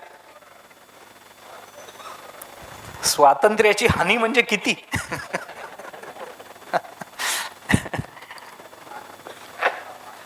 हे कायमच तोंडाला लागलंय आता, ते जात नाही एवढ्या लवकर.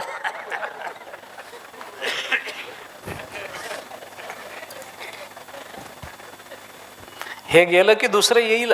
यावं अशी इच्छा नाहीये माझी. अरे आमचे चातुर्मास बंद पडले, मला कसं वाटेल काय. पण वैज्ञानिक सांगतातच आहेत, काही ना काहीतरी येईल. कोणता विषाणू कधी येईल, काय होईल, काय सांगता येत नाही. बरे खरं खोटं वेगळं सोडून द्या, पण हे बाकीच्या बातम्यांनीच आम्हाला इतकं भयग्रस्त बनवून टाकलंय. आज इतके सापडले, आज तितके सापडले, खरं खोटं देव जाणे. खरंच असतं का नसतं काहीच कल्पना नाही. हेच वाढवतात, हेच कमी करतात असं वाटतं मला कधी कधी. एवढे असतील का नसतील देव जाणे. आम्ही मात्र घरात घाबरून बसलो.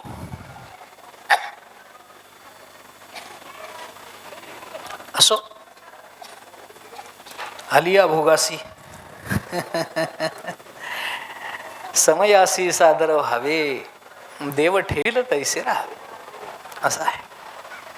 मध्याना मरणात भय. मध्यम प्रतीची माणसं मरणाला घाबरतात. परंतु जो चांगला बुद्धिमानांचा वर्ग आहे, उत्तमानाम तो मर्त्यानाम अवमानात परम भयम, महाभारत बोलतं. पण उत्तम पद्धतीचे जे लोक आहेत, जे विचारी लोक आहेत, जे स्वाभिमानी लोक आहेत, ते मात्र ना उपजीविकेचं भय त्यांच्या अंतःकरणात आहे, ना मरणाचं आहे. त्यांना भय आहे ते अवमानाचं, अपमानाचं भय आहे. पण हे उत्तम म्हणून इथंच थांबतं असं नाही. मला ह्याच्या पुढं जाऊन अजून थोडंसं बोलायचं. महाभारताचा विचार हा इथपर्यंत आहे, मान्य आहे. पण आपलं संत वाङ्मय नेहमीच सगळ्याच्या एक पाऊल पुढे राहिलंय. तुकोबारायांचे, नाथ महाराजांचे, ज्ञानोबारायांचे अभंग, ओव्या, नेहमी जो जो विचार मांडला गेला आतापर्यंत त्याचे एक पाऊल पुढंच आहे हे सगळं.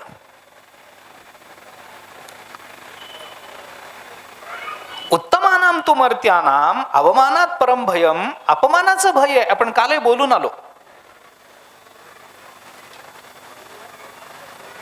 संभावितस्य च कीर्तिर्मरणादतिरिच्यते, गीता बोलतेच की नाही. अपकीर्ती होणं याचं भय जास्त आहे.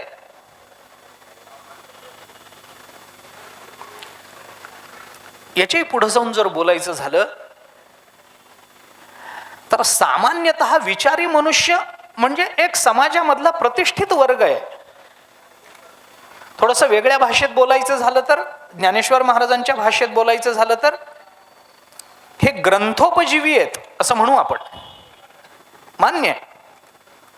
विचारी आहेत, त्यांनी काही चांगलं वाचलेलं आहे, उघड्या डोळ्यांनी जग बघितलेलं आहे, अनुभवाने शहाणे झालेले आहेत, इथपर्यंत मान्य आहे. पण याच्या पुढे जाऊन एक वर्ग असा आहे जो परमार्थ प्रवृत्त आहे. साधकाची भूमिका सुद्धा परिपक्व अवस्थेला पोचलेली आहे. असा जो विवेक वैराग्यवान संपन्न माणूस आहे, कोणी साधक आहे, तो मात्र नुसत्या अपकीर्तीला घाबरत नाही. तो म्हणेल चला होऊ द्या अपकीर्ती, चांगली गोष्ट आहे. तुकाराम महाराज म्हणतात, मी अरे अपकीर्ती झाली तर मला हवंच आहे, नको कोण म्हणतं. व्हावया भिकारी हेची आम्हा कारण, अंतरोनी जन व्हावे दुरी, तुकाराम महाराज बोलतात. अरे मी भिकारी आहे आणि हे भिकारपण मला प्रारब्धानं आलेलं नाहीये संपत्ती गेली म्हणून. हे भिकारपण मी स्वीकारलेलं भिकारपण आहे. अरे भिकारपण कोणी स्वीकारतं का? मी भिकारी व्हावं असं कुणाला वाटतं काय? रोग काही रोगिया आवडे दरिद्र दरिद्रिया, ज्ञानोबा 18व्या अध्यायामध्ये बोलतात. अरे रोग्याला काही रोग आवडतो का? दरिद्री माणसाला काही दारिद्र्य आवडतं काय?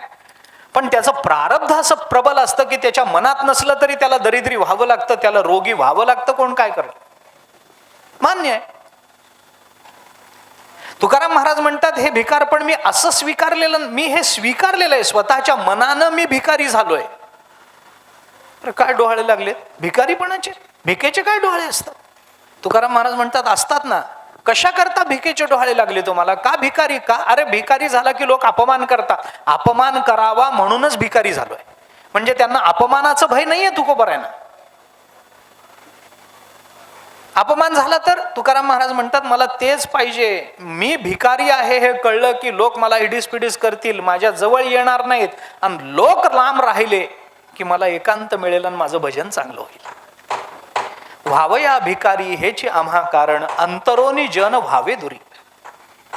जन अंतरोनी दुरी व्हावे. लोकांनी मला टाळावं, मी लोकांमध्ये राहू नये, मी वेगळं व्हावं, लोकांचा संपर्क राहू नये, संबंध तुटावा, शब्दाचाही स्पर्श म्हणून आस मोकलेली. त्याचा बंगात आहे. संबंध तुटावा, शब्दाचाही स्पर्श तुटावा. उगीच येताना जाताना काय बरं आहे का म्हणलेलं सुद्धा साधकाला चालत नाही. कारण माणूस काय म्हणतो, काय बरं आहे का, एक तर दोनच उत्तर असतात. हा बरं चाललंय, नाही तर काय सांगावं, रडणं. दुसरं काय? दुसरं काय? ते माणसाला सवय असते. मागे मी आपल्याला बोललो होतो एकदा, आपल्याला स्मरत असेल, पुराणामध्ये वचन आहे की अनेक देवतांपैकी 2 देवता आकाशामध्ये संचार करत असतात. आणि त्या देवतांना इतकीच सवय आहे की कानावर जे पडलं त्याला ते तथास्तु म्हणतात. जे कानावर पडलं की तथास्तु. आपण म्हणायचं काय नाही हो, ह्याच्यापेक्षा मेलेलं बरं, त्यांनी तथास्तु म्हटलं तर. पण त्या भावात जायचं, चांगलं बोला हा त्याचा सरळ अर्थ आहे. बोलताना माणसाने चांगलं बोलावं. काय चाल बरं आहे का, बरं आहे हो, देवानी आजपर्यंत राखलंय, उद्याही राखेल, त्याची इच्छा. ठीक आहे, देवाच्या कृपेनं संतांच्या कृपेनं बरं चाललंय. बोलताना म्हणावं, काय त्याला वचने कमी दारिद्र्यता, काय बोलण्याला काय दारिद्र्य पाहिजे? बोलण्यात तरी दारिद्र्य असू नये.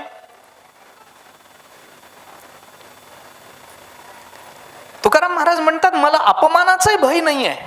अपमान झाला चांगलीच गोष्ट आहे. 4 लोकांमध्ये अपमानित झालो, अरे लोक येणार नाहीत उद्यापासून माझ्याकडे, मला तेच हवंय. ते अब्राहम लिंकनची एक कथा आहे. अब्राहम लिंकन जेव्हा राष्ट्राध्यक्ष झाले तेव्हा एका पत्रकाराने त्यांची मुलाखत घेतली. आणि त्या मुलाखतीमध्ये त्यांनी विचारलं की तुम्ही अत्यंत गरीब घरातून पुढे आलेले आहात. दारू विकायच्या दुकानामध्ये, दारूच्या दुकानामध्ये तुम्ही काम करत होता, इथपासून तुमची कारकीर्द आहे. आता राष्ट्राध्यक्ष झाला, एवढ्या मोठ्या पदावर आलात, आता तुमचा क्षण महत्वाचा आहे. पण काही लोक असे असतात, जुने काहीतरी संबंध काढून येतात, ओळख आहे आपली, विनाकारण बसतात, वेळ घेतात, कळत नाही की आता कोणत्या पदावर तो मनुष्य आहे, त्याचा वेळ किती महत्वाचा आहे, संपूर्ण राष्ट्राचा विचार त्याला करायचा असतो. आपली ओळख आहे, बसू जाऊन गप्पा मारत. अरे तुम्हाला गप्पा मारायला वेळ आहे, त्याला कुठे आहे? त्या पत्रकारांनी त्यांना असं विचारलं की हे वेळ घेणारी लोक तुमच्याकडे येतात ना? येतात. मग काय करता? त्याने सांगितलं काही नाही. मी जेव्हा पूर्व आयुष्यामध्ये दारिद्र्याचं जीवन जगत होतो तेही लोक येतात, आणि आता राष्ट्राध्यक्ष झालो म्हणल्यानंतर काही श्रीमंतही लोक येतात. बर, मग काही नाही, श्रीमंत माणसं यायला लागली आणि माझा वेळ घ्यायला लागली की मी एक काम करतो, माणूस येऊन बसला की त्याला पैसे मागतो. एक 100 रुपये द्यावं, एक 500 रुपये द्यावं, एक 10,000 रुपये द्या, मी तुम्हाला पुढच्या आठवड्यात. आता राष्ट्राध्यक्ष मागतो म्हणल्यानंतर कोण श्रीमंत मनुष्य नाही म्हणेल? शेवटी स्वतःची एक प्रतिमा जपायचीच असते त्या व्यक्तिमत्वासमोर. मग बर, देण्याबद्दलही काही नाही. गंमत अशी असते की एवढ्या मोठ्या माणसाला पुन्हा मागता येत नाही. माझे 10,000 त्यावेळेला घेतले होते, द्या बरं. आता राष्ट्राध्यक्षाला कसं मागायचं? म्हणून मी पैसे मागायला लागलो, म्हणून हे श्रीमंत लोक यायचंच बंद झाले. माझा वेळ वाचला. व्हावया भिकारी हेची आम्हा कारण, अंतरोनी जन व्हावे दुरी. बर, म्हणजे जुने दरिद्री लोक आहेत, ते दारिद्र्यात राहिलेले, ते येऊन तुम्ही बालपणीचे मित्र म्हणून तुमचा वेळ घेतात ना? मग घेतात. मग मी काय करायला लागलो, या श्रीमंतांकडून घेतलेले पैसे यांना वाटायला लागलो. एक राहू दे, 5,000 रुपये राहू दे तुझ्याकडे, हे 10,000 रुपये राहू दे रे तुझ्याकडे, राहू दे. आता मी राष्ट्राध्यक्ष झालो, राहू दे हे 100 रुपये तुझ्याकडे. त्यांना असे पैसे वाटल्यामुळे झालं असं की आता हे पैसे याला परत करावे लागतील, या भीतीनं हे यायचे बंद झाले. शेवटी हे जसं राष्ट्रकार्याकरता म्हणून अब्राहम लिंकन सारख्या विद्वानांनी युक्ती केली, तशी आपल्या परमार्थाकरताही आपल्याला अशा युक्त्या कराव्या लागतात. वेळ वाचला पाहिजे, वेळ सत्कारणी लागला पाहिजे. आता तर काय बोलायचं कामच नाही. मधल्या काळात इतका वेळ होता, आणि वेळ घालवण्याकरता आपल्या हातामध्ये किती वेळ जातो हे कळतच नाही. 8 वाजता बघायला सुरुवात होते, काय मिळतं देव जाणे. 12 वाजलेले कळत नाही तो, म्हणजे खऱ्या अर्थानं. अरे 12 वाजले, केलंच काय? 4 तास वाया गेले. या 4 तासामध्ये ज्ञानेश्वरीच्या किती ओव्या वाचून झाल्या असत्या? या 4 तासामध्ये काय काय करता आलं असतं? या 4 तासामध्ये नवीन काय शिकता आलं असतं? बघू नये असं माझं म्हणणं नाही. विज्ञान आहे, उपयुक्तता आहे, सगळ्या गोष्टी खऱ्या आहेत. पण पुन्हा प्रश्न तोच आहे, आपल्या आत्मकल्याणाकरता याचा उपयोग किती आणि काय? शेवटी आपलं ध्येय आपल्या डोळ्यासमोर जर निश्चित असेल तर हातात येणाऱ्या प्रत्येक वस्तूचा संबंध त्या ध्येयाशी जोडता आला पाहिजे. याच्याकरता ध्येय पक्क पाहिजे. तुकाराम महाराज म्हणतात, मला अपमानाचं भय नाही आहे. मग कशाच आहे? याच्यापेक्षा हे उत्तम म्हणून जे सांगितलेत, उत्तमानाम तो मर्त्यानाम, मर्त्य लोकांमध्ये जे उत्तम सांगितलेत त्याच्याही पुढचा वर्ग संतांचा आहे. त्यांना भय अपमानाचं नाही आहे. ज्ञानेश्वर महाराजांचा किती अपमान झाला चरित्र आपल्या डोळ्यासमोर आहे. कोणत्या संतांचा अपमान झाला नाही मला सांगा? चोखोबारायांचा कमी अपमान झाला, जनाबाईचा कमी अपमान झाला, गोरोबा काकांचा कमी अपमान झाला, नामदेवरायांचा कमी झाला, नाथ महाराजांचा कमी झाला. ज्ञानोबाराय तुकोबारायांची चरित्र तर आपल्या डोळ्यासमोर आहेत नेहमी. कोणत्या महात्म्याचा अपमान झाला नाही? झाला ना, सर्व ठिकाणी झाला, सर्व पातळ्यांवर झाला, सर्व स्तरांवर झाला. यांना अपमानाचं भय नाही. मग यांना कशाचं भय आहे? काल आपण बोललोय, पण मी फक्त पुन्हा एकदा पुनरुच्चार करतो आणि पुढे जातो. साधक दशेमध्ये असणाऱ्या अशा परमार्थगामी जीव व्यक्तिमत्वाला एकच भय असतं, आणि ते भय असतं संसाराचं. जन्म आणि मरणाचं संसरण आपल्या मागे लागेल याचं भय असतं. याच्यात अडकू नये, हे संपावं असं त्याला वाटतं. उपजणे आणि निमणे हे साचची जे का मानणे, तो जीव लोकू मी म्हणे संसारू. हा ना, ज्ञानोबराय संसाराची व्याख्या करताना म्हणतात. आपण म्हटलं ना, भयाची निर्मिती वस्तू करत नाही, वस्तूबद्दलची कल्पना करते. संसाराचं भय नसतं, संसाराबद्दलची कल्पना भय निर्माण करते.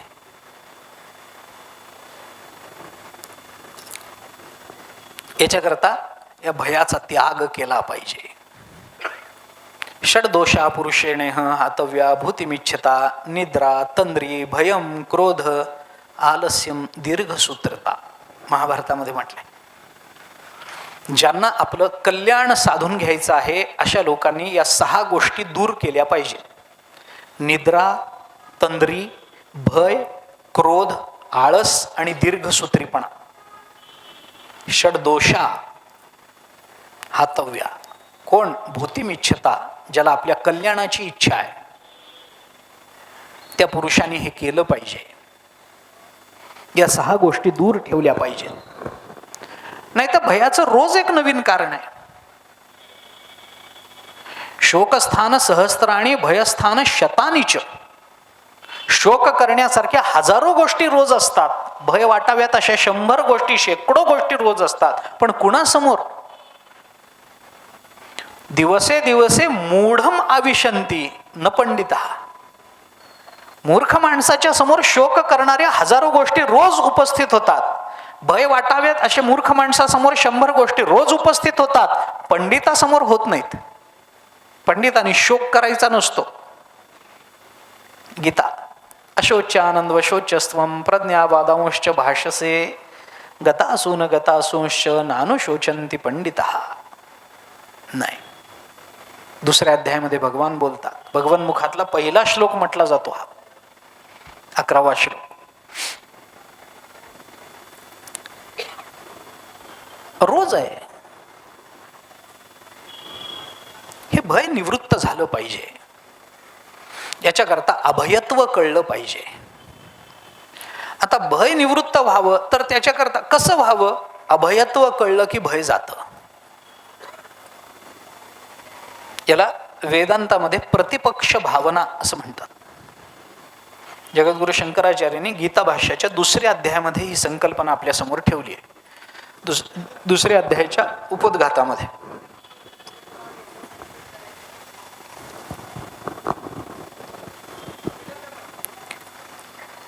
काय प्रतिपक्ष भावना?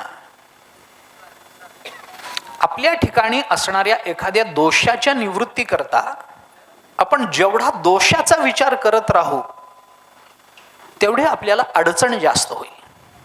क्रोध मला दूर करायचा आहे, त्याच्याकरता क्रोधाचा मी विचार करत राहीन, क्रोध क्रोध क्रोध करत राहीन तर उपयोग होत नाही. मग याच्याकरता काय करावं? त्या क्रोधाच्या अगदी विरुद्ध असणारी जी भावना असते ती भावना आपण आत्मसात केली की आपोआप क्रोध नावाचा विकार दूर होतो. याला प्रतिपक्ष भावना असं म्हणतात. वेदांतामध्ये याचा विचार आहे.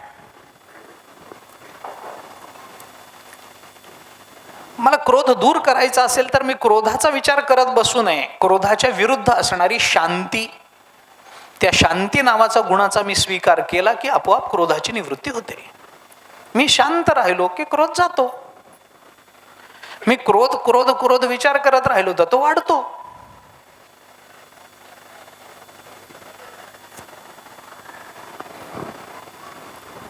याच्याकरता भयाची निवृत्ती करायची असेल तर भगवान म्हणतात अभयत्वाचा विचार केला पाहिजे. अभय काय? अभय म्हणजे भयराहित्य, भय नसणारी अवस्था. अशी अवस्था असते का? असते. भय नाही अशी अवस्था असते. कितीतरी उदाहरणं, संतांची जीवनचरित्र बघितली तर कितीतरी उदाहरणं भयच नाही. भय होते आम्हीपणे पाठी येणे घातले, तुकाराम महाराजांचा अभंग आहे. कालही आपण बोललो, भयाची तो आम्हा चित्ती राहो खंती शक्यना समर्पिले जीवे भावे. काशा भ्यावे कारणे? आम्ही कशाला घाबरावं? काय घाबरण्याचं कारण आहे? एका जनार्दनी शरण ऐसे असता भय कवण. काय भय वाटायचं कारण आहे? हे निर्भयत्व संतांना का प्राप्त झालं? मी एक साधा प्रश्न विचारतो.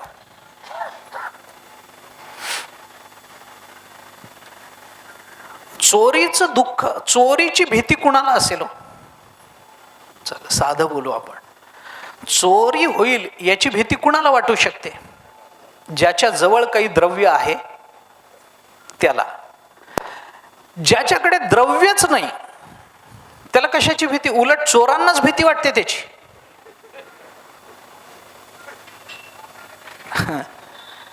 तुकाराम महाराजांचं, आम्ही सदैव सुडके जवळी येता चोर धाके, जाऊ पुढे भेके कुत्री घर राखती नांदणू काहीसी सांगा. है ना? जवळ येता चोर धाके. चोराला भीती आहे याच्याकडे काही मिळणार नाही, हाच आपलं काढून घेतो का काय? आमचा संचय, द्रव्य संचय करू नये असं नाही. द्रव्य संचय असला तरी त्याच्याबद्दलची जी ममत्वाची तीव्रतर भावना आहे, ती भावना आपल्या अंतःकरणामध्ये, हे द्रव्य माझं आहे. द्रव्य, मी पुन्हा एकदा सांगतो, द्रव्य भय निर्माण करत नाहीये. द्रव्याबद्दलची ममत्वाची कल्पना आपल्या अंतःकरणामध्ये भय निर्माण करते. मी पुन्हा तेच सांगतो आपल्याला. माझं आहे हे द्रव्य, माझं आहे, माझं नसतंच, असूच शकत नाही. कुणाचंही द्रव्य एकट्याच्या मालकीचं असू शकत नाही. त्याच्यामध्ये ते द्रव्य मिळवताना किती जणांनी आपल्याला मदत केली, त्यांचा वाटा काढून द्या, आपल्याजवळ किती राहतं बघा. आता हे सांगत बसायला वेळ नाही, पण संतांजवळ भय नाही. आपण आत्ता बोलून आलो, आनंद ब्रह्मणो विद्वान न बिभेती कुतश्चन यतो वाचो निवर्तन्ते अप्राप्य मनसा सह. आनंदम ब्रह्मणो विद्वान न बिभेती कुतश्चन. आनंदम ब्रह्मणो विद्वान न बिभेती. कुठे? कुतश्चन, कुठेच नाही. जगाच्या पाठीवर त्यांना भय नाही. भयाचे प्रसंग उभे राहिले नाहीत का? राहिले. पण भय वाटलं का? वाटलं नाही. ज्ञानोबारांनी म्हटलंय ना, घरा येवो पा स्वर्ग का वरी पडो वाघ, परी आत्मबुद्धीसी भंग कदा नये. अरे वाघ जरी अंगावर पडला तरी भय नाही.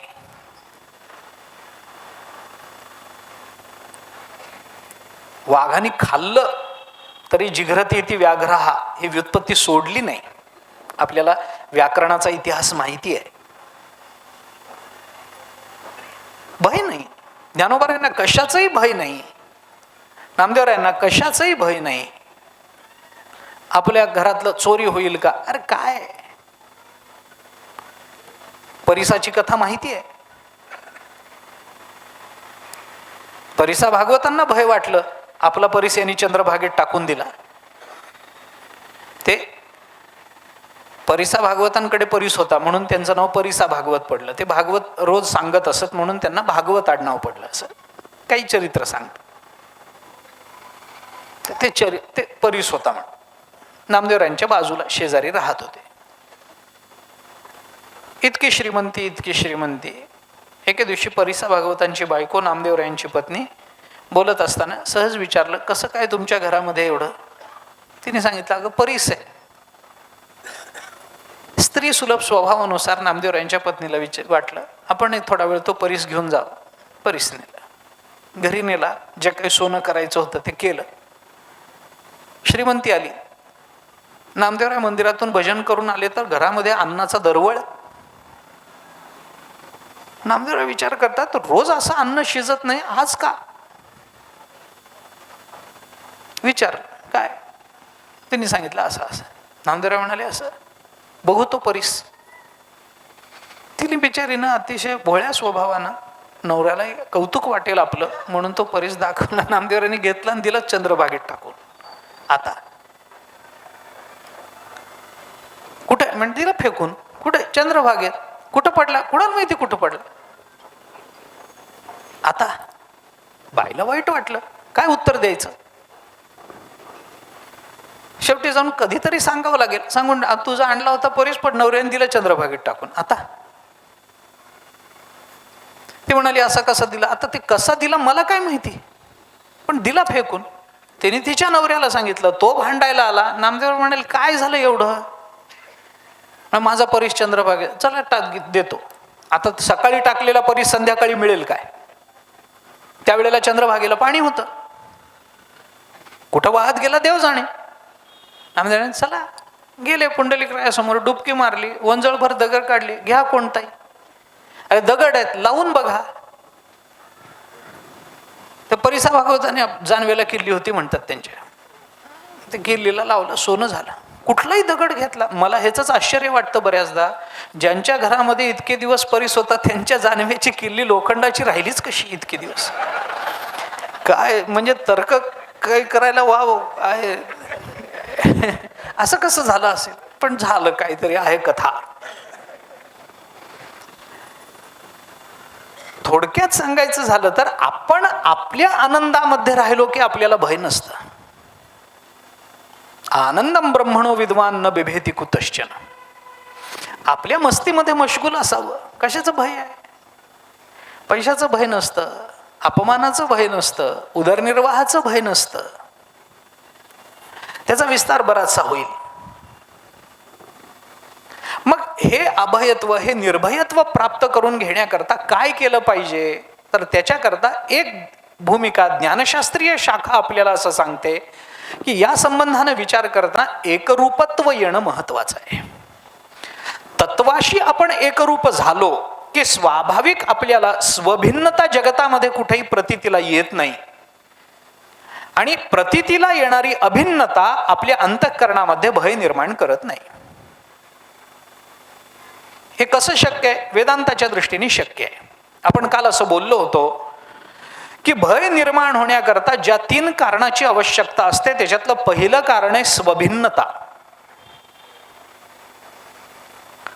दुजे जवजव घडे तव तव संसार भय जोडे. ज्ञानेश्वर महाराज बोलतात की नाही, दुजे घडलं पाहिजे, द्वितीयत्व आलं पाहिजे. द्वितीयाद्वै भयम भवती उपनिषदानी म्हटलंय. दुसरं पण जे स्वभिन्न आहे, जे दुसरेपणाला प्राप्त झालेलं आहे, तेच आपल्या अंतःकरणामध्ये भय निर्माण करतं.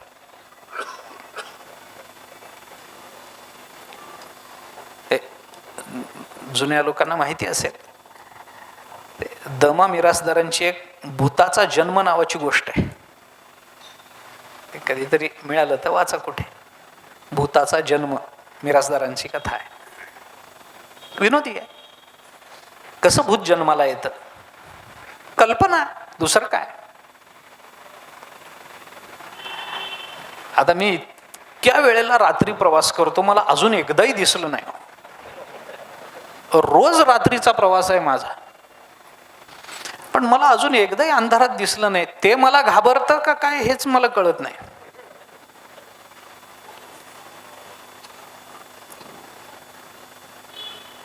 दुसरे पण भय निर्माण करतं. द्वितीयाद्वै भयम भवती. भयम द्वितीयाभिनिवेशता स्याद ईशात पेतस्य विपर्ययो. भागवतात 11 स्कंधात आलं. भयम द्वितीयत्व, हे द्वितीयत्व जे आहे, स्वभिन्नत्व जे आहे, ते विकार निर्माण करतं. ज्या क्षणी तुम्ही मला माझ्यापासून भिन्न आहात हे कळतं, त्या क्षणी माझ्या अंतःकरणात तुमच्यापासून मला काही इजा होईल का काय हे भय निर्माण होतं. मला माझाच हात माझ्या गालावर चालेल याचं भय वाटत नाही, कारण माझा हात माझ्यापासून भिन्न नाही आहे. आणि ही भिन्नता ज्ञानाने जाते असं वेदांत शास्त्र म्हणतं. उत्तर मीमांसा म्हणते ज्ञानानं हे भिन्नत्व जातं.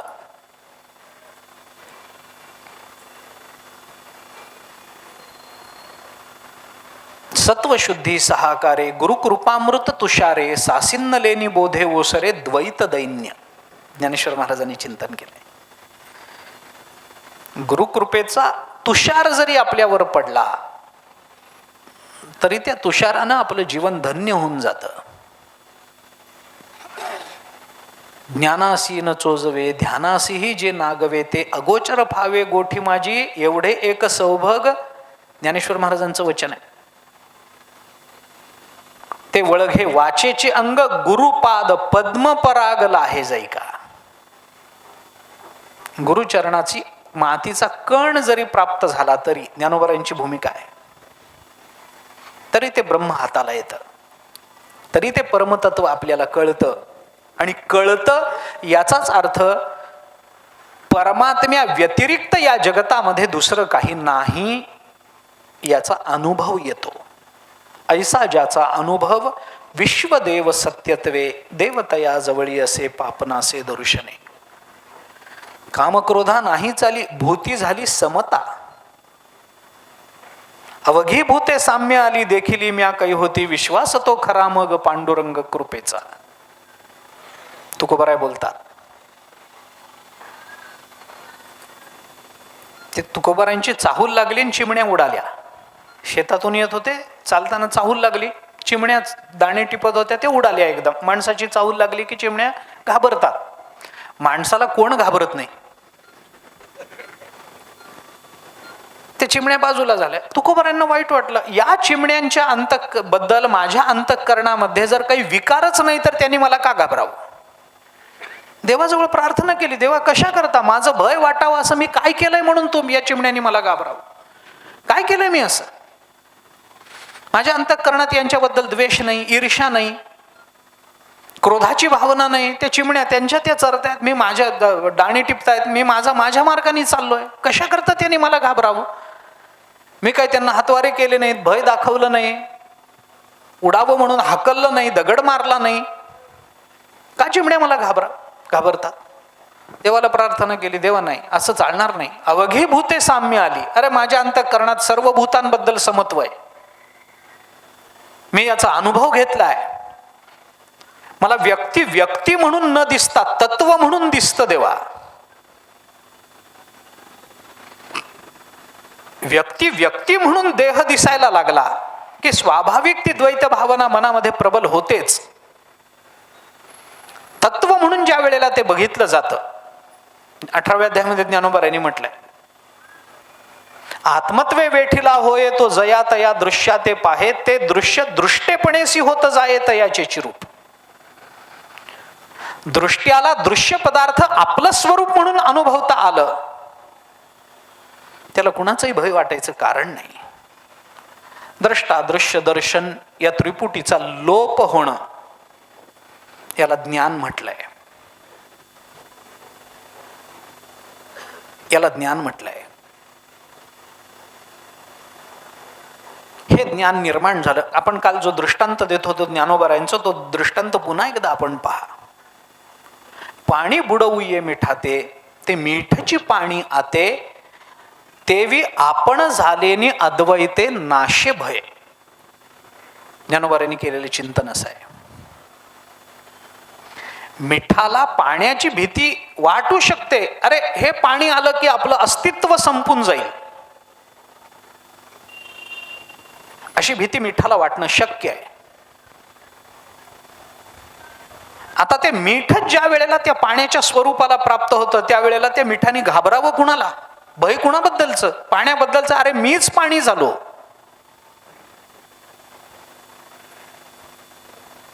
कदाचित नदी समुद्राला मिळेपर्यंत भय असेल की अरे आपण जर हिला मिळालो तर आपल्या अस्तित्वाचं काय. पण ज्या क्षणी ती समुद्र रूप होते त्यावेळेला तिला कळतं की आता आपण नदी नाही राहिलो, आपणच समुद्र झालो, आता घाबरायचं कुणाला.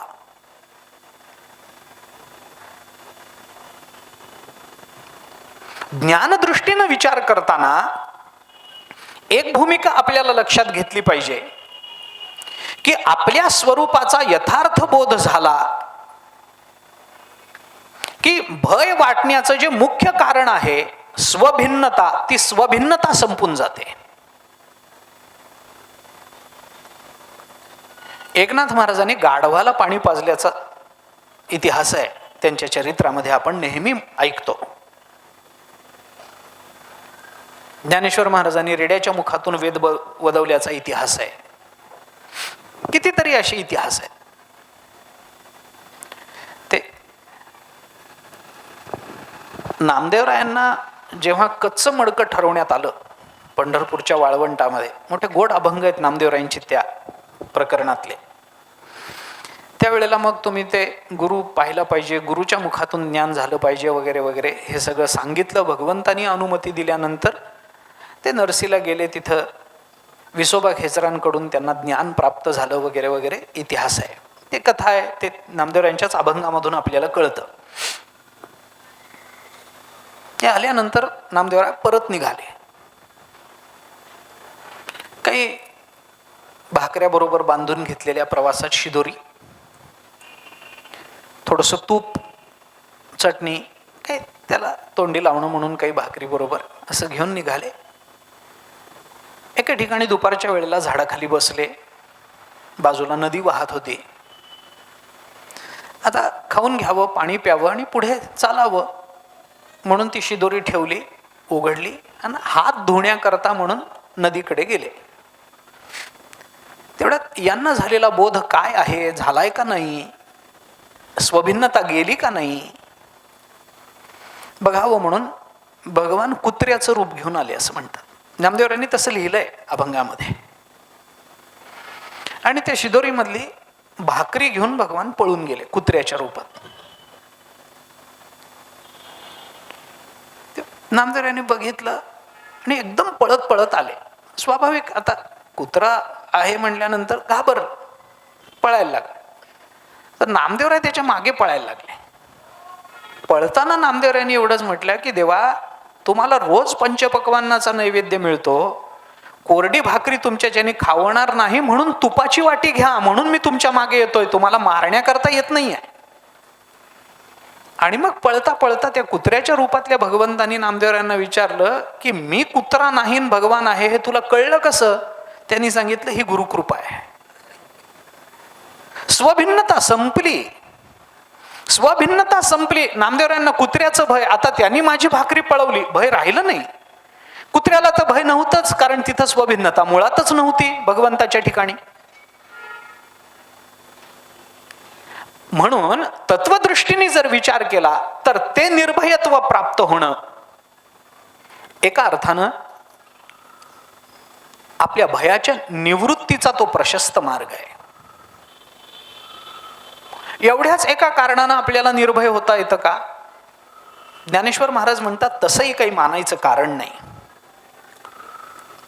कर्म मार्गाने सुद्धा आपलं अंतःकरणामधली भय नावाची वृत्ती किंवा तो विकार आपण दूर करू शकतो. भक्ती मार्गाने तर करू शकतो, प्रश्नच नाही. ज्ञानमार्गानं एकरूपता सिद्ध होईल, भय जाईल. कर्ममार्गानं अंतःकरण शुद्ध होईल, भय जाईल. आणि भक्तीमध्ये शरणागतीची भावना अंतःकरणामध्ये निर्माण झाली, भय जाईल. कारण शरणागताला भय बाळगण्याचं कारण नाही, कारण शरणागताची जबाबदारी त्याची स्वतःची नसते. तो ज्याला शरण गेला त्यांनी काळजी करायची असते. शरण जाणाऱ्यांनी काळजी नाही करायची आता माझं कसं होईल म्हणून. मी ज्याला शरण गेलोय त्यांनी आता बघायचंय माझं कसं होईल, तर ती शरणागती. तो त्याचा विचार आपल्याला करायचा आहे. उद्याला तो विचार करू. आत्तापुरते इथे थांबू, वेळ आपली संपली आहे. कर्ममार्गाने आणि भक्ती मार्गाने आपल्याला अभयत्वाचा विचार कसा करता येऊ शकेल, निर्भयत्वाचा विचार कसा करता येऊ शकेल याचा थोडासा विचार आहे. ज्ञानशास्त्राच्या दृष्टीने विचार केला तर एवढा विचार पुरेसा आपण जरी मांडलेला असला तरी तो पूर्ण झाला असं नाही, पण तरी सुद्धा त्याचा विस्तार आपण करत राहू तर बाकीच्या दोन्ही कर्म आणि भक्तिशास्त्राला आपल्याला योग्य न्याय देता येणार नाही, वेळ पुरणार नाही. म्हणून थोडंसं आज ज्ञानशास्त्राचा विचार थांबवतो. प्रारंभाला थोडंसं उद्या बोलीन आणि कर्म आणि भक्तिशास्त्राच्या अंगानं निर्भयत्वाचा विचार कसा करता येईल याचा विचार उद्या संध्याकाळी पुन्हा आपली भेट होईल. त्यावेळेला पुन्हा या विषयाची चर्चा आपण चालू करू. तोपर्यंत इथे थांबू. पुंडलिक वरदा हरी विठ्ठल, श्री ज्ञानदेव तुकाराम विठ्ठल विठ्ठल विठ्ठल विठ्ठल विठ्ठल विठ्ठल.